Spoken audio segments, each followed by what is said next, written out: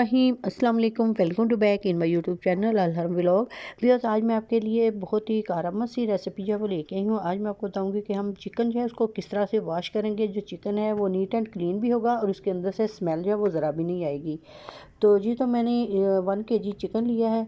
अब देखिए कि जैसे ही मैं चिकन लेके आई हूँ तो इसके अंदर ब्लड वगैरह जो काफ़ी नज़र आ रहा है। तो इसको हमने अच्छे से जो ब्लड है निकालना है। तो निकालेंगे हम किस तरह से, पहले हमने इसको एक पानी में इस तरह से हमने धोना है। 1 से 2 पानी हम इसको वॉश करेंगे जी। तो इसको हाथों से इस तरह से हल्का हल्का सा हमने मलना है और मलने के बाद जो इसका पानी है वो हमने फेंक देना है। तो पानी हमने गिरा दिया है। अब दोबारा से मैं पानी इसके अंदर जो है वो ऐड करूँगी और दोबारा से यही प्रोसेस करने के बाद ये वाला पानी जो है इसे भी गिरा दूँगी। 2 दफ़ा मैंने पानी से धो लिया है। जो एक्स्ट्रा ब्लड वगैरह था वो तो निकल गया, लेकिन जो अक्सर जो बोटियाँ होती हैं इसके अंदर भी ब्लड होता है, वो अच्छी तरह से जो है जब हम ऐसे साफ़ करते हैं तो नहीं होता। तो आज मैं इसी प्रॉब्लम का हल लेके हाज़िर हुई हूँ। तो आज मैं आपको बताऊँगी कि किस तरह से हम चिकन को जो साफ़ करेंगे तो अंदर तक जो ब्लड वगैरह है बिल्कुल नहीं रहेगा।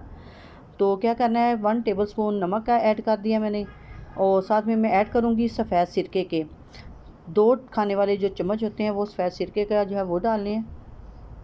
तो इसे डालने के बाद तकरीबन 10 से 15 मिनट के लिए ऐसे ही रख देंगे। तो आप देखिए 10 से 15 मिनट के लिए जो भी चिकन के अंदर ब्लड था वो निकल चुका है। तो अब इस पानी को हमने जो है वो गिरा देना है।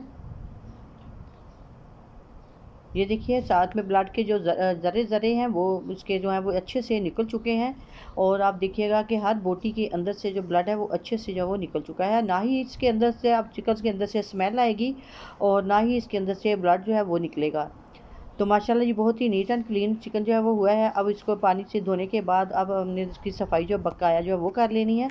जो भी इसके ऊपर चर्बी वगैरह है जो भी हो, हमने इस तरह से छुरी से अब एक एक बोटी को पकड़ना है और अच्छे से जो इसको साफ़ कर लेना है। अगर आप इस तरह से इसकी सफाई करेंगे तो यकीन करें कि ना तो चिकन के अंदर से स्मेल आएगी और चिकन जो है बहुत ही नीट एंड क्लीन भी हो जाएगा।